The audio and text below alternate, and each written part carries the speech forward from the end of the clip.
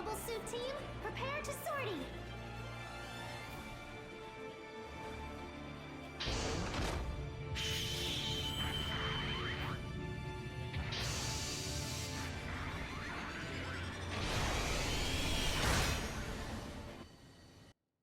Begin the mission!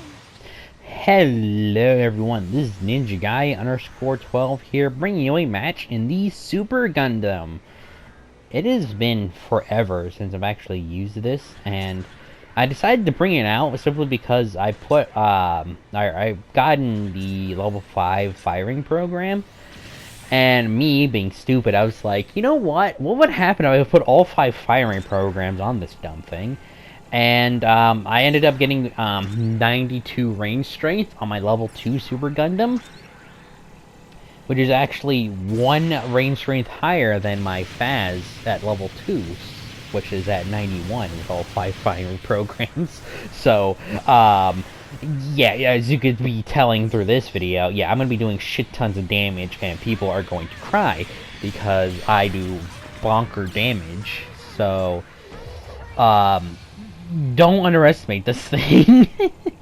Before we continue, if you guys want to know the colors that I have used, which is just the, just Titan's colors to make it into the kind of Titan's capture colors from, Mobile Suit Gundam vs. Zeta Gundam, which they look quite well. So if you guys want to know the colors, and also the colors for the, regular Super Gundams, or just the colors for the Gundam Mark II and AUG, you know, just in case, you could always ask me what those colors are in the comment section down below, or on my Discord server, link to that in the description. And if you want to make any GB02 request videos this month, you could also ask me on my Discord server. So, the Super Gundam here is a 550 support at level 1, it goes up to level 3 at 650. I'm pretty sure we'll maybe get a level 4 eventually if we get to 700 cost. And this is still a pretty good support, honestly, for a space only, which is also the unfortunate part. Because technically speaking, even in Mobile Suit Gundam vs. Zeta Gundam, the Super Gundam can be used on ground. So I don't understand why the fuck it can't be used on the ground. But whatever, and I'll complain about the other thing about this suit in a second. But basically, for a space-only support, it is still probably one of the better ones, actually. I don't know if I would use this, per se, over the GP04 Gabera, because that thing sure doesn't do nearly as much damage, but that thing is just a lot more fun to play, because you could actually be kind of aggressive with that suit. This thing is really good still. It could pull off a lot of damage, and it is very good at basically destroying bases. If you really need to take care of an enemy base, this thing is the one for you. So the Super Gundam, in terms of weapons, it comes with this long rifle, and it is long.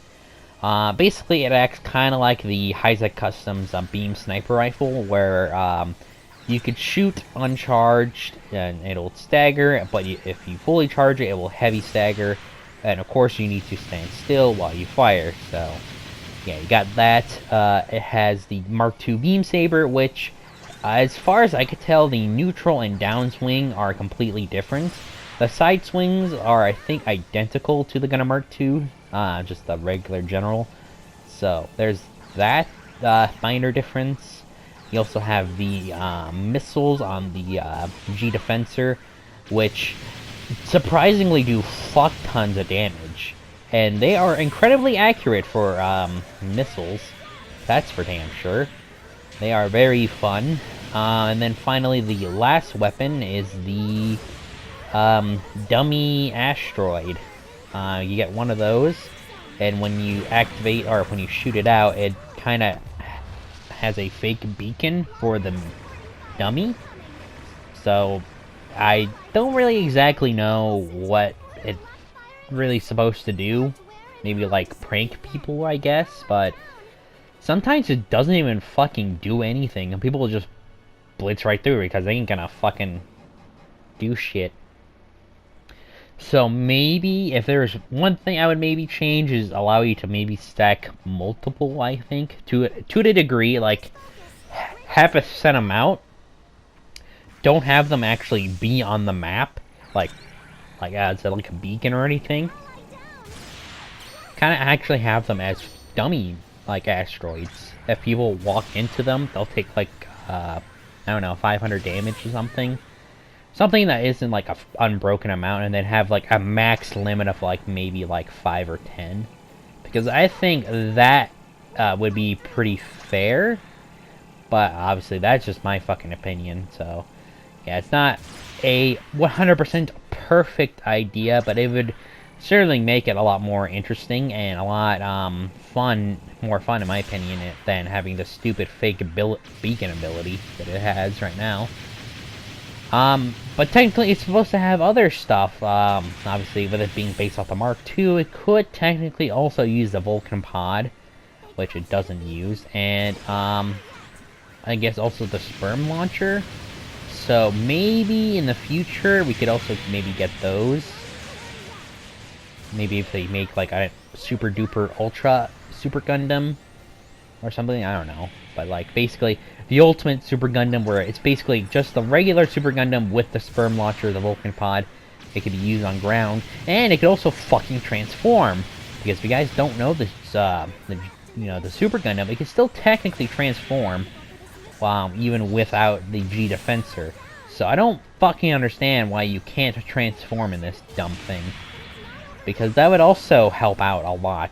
Because this thing, while it's fast, it's still kinda slow. So having that transformation would be really helpful, but it doesn't have it, so you're just kinda stuck. I guess, but considering how much damage this thing packs, yeah, I don't think they will ever do any of the changes that I mentioned, so yeah.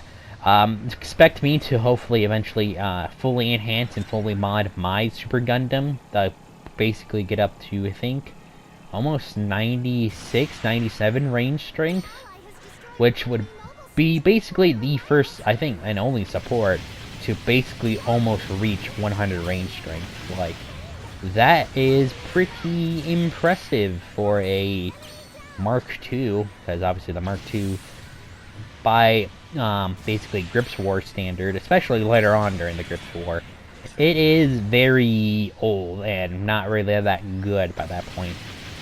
Obviously the G Defensor helped it out a lot, but once the G Defensor was destroyed, there was no replacement for it, so it was basically fucked when it partake in the first Neo Zeon War. So sad time for the Super Gundam, but I guess if it still existed during the first Neo Zeon War, Neo Zeon would have had a bit of a harder time during the early stage of the war against this thing. But so yeah, that's pretty much it for what I think about the Super Gundam right now. It's super fun, does fuck tons of damage, but hopefully we'll get some of the changes that I would recommend, but I doubt it. But anyways, I hope you guys enjoyed this video and commentary, and I'll see you guys in the next video. Take care, everyone.